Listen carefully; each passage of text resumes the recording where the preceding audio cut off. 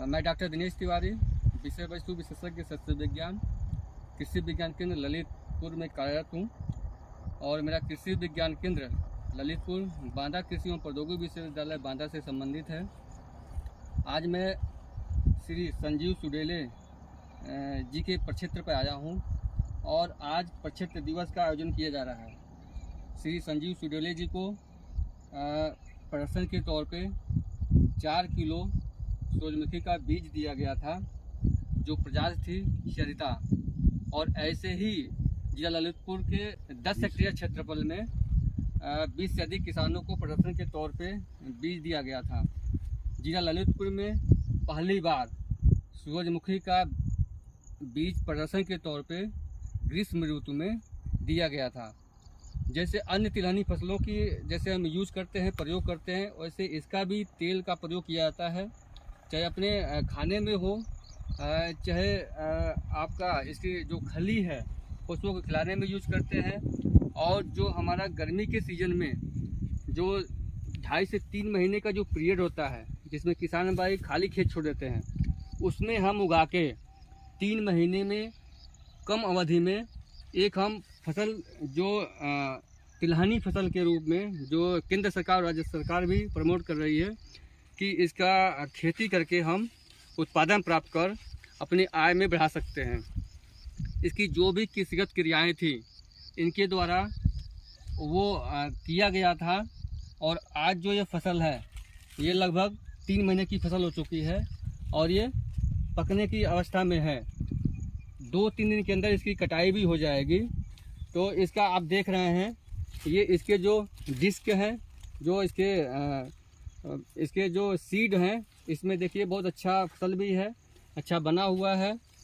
और इसका जो सिम्टम भी होता है मैच्योरिटी का, ये पीछे इसके पीला कलर हो जाता है।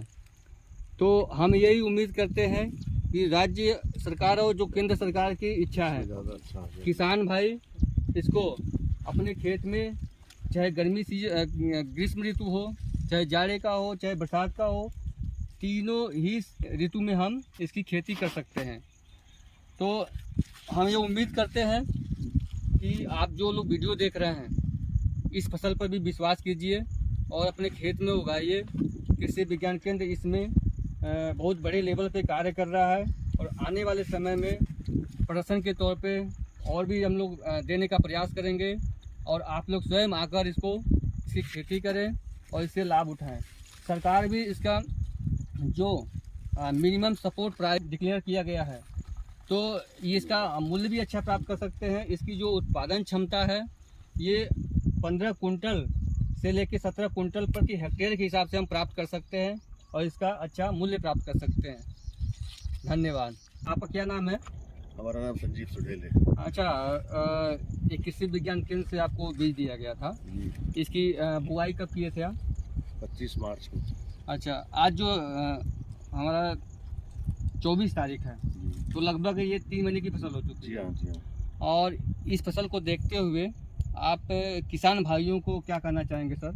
हम ये कहना चाहेंगे कि ये बहुत अच्छी फसल है, ये तो स्वास्थ्य के लिए भी और अर्निंग के लिए दोनों हिसाब से बहुत अच्छी फसल है ये। तो हम किसान भाइयों से ये अनुरोध करेंगे कि इसको लगाएं और इसका अनुभव प्राप्त करें। अच्छा, जो ग्रीष्म ऋतु है उसमें ज़्यादातर हमारे किसान भाई खेत को खाली छोड़ देते हैं, ठीक है जी। तो उसके लिए ये 3 महीने की जो फसल है जी, ये यहाँ के लिए फ़ायदेमंद होगी। जी हाँ, फायदेमंद है। सबसे बड़ा फायदा ये है कि इस फसल को जानवर कोई नुकसान नहीं पहुँचाते, नंबर 1। जी। और दूसरा, बाकी जो से आय होनी है वो तो है ही है, लेकिन इसमें नुकसान कोई नहीं होता। देखिए कितना अच्छी बात है, इसको जानवर नुकसान नहीं करते हैं और इसका जो खेत खाली छोड़ देते हैं उसका सदुपयोग हो जाएगा। इसका जो मार्केट बाज़ार मूल्य है इसका 7,000 रुपये से ज़्यादा है, उससे भी लाभ प्राप्त कर सकते हैं।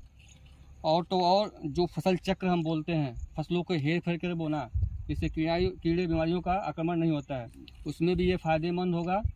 इसके बाद देखिए जो हम खाने के लिए तेल के लिए जाते हैं बाज़ार में परचेज करने के लिए, कहीं ना कहीं उस पर हम पैसे लगाते हैं, तो इसका हम फसल को उगा के तेल के रूप में हम ले सकते हैं।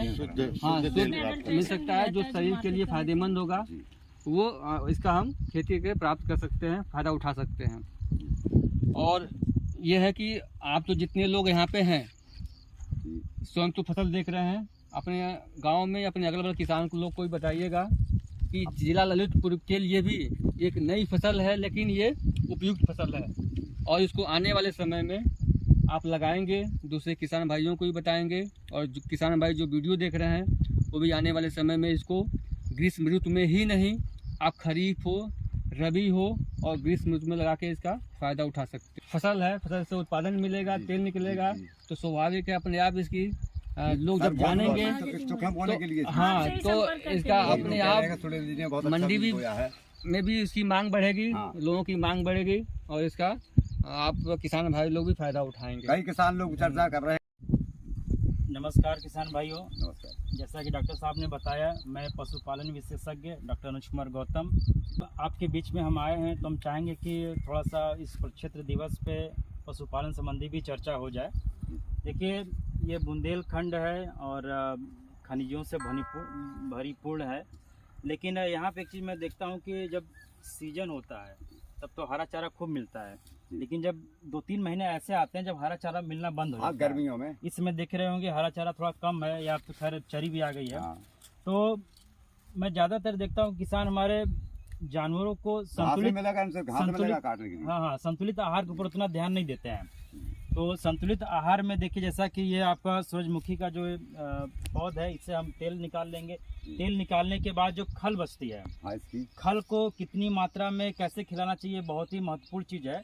तो आप जो भी राशन बनाते हैं, जो भी पशुओं को खिलाते हैं, तो उसमें लगभग 20%, जैसे मान लीजिए आप अगर 1 किलो सानी वानी बना खिलाते हैं तो उसमें आप 20% भाग, मतलब 800 ग्राम हुआ तो 200 ग्राम ये मिला के आप एक संतुलित आहार बना के पशुओं को खिला सकते हैं। और इसका बहुत ही अच्छा, इसमें प्रोटीन बहुत ज़्यादा मात्रा में पाया जाता है।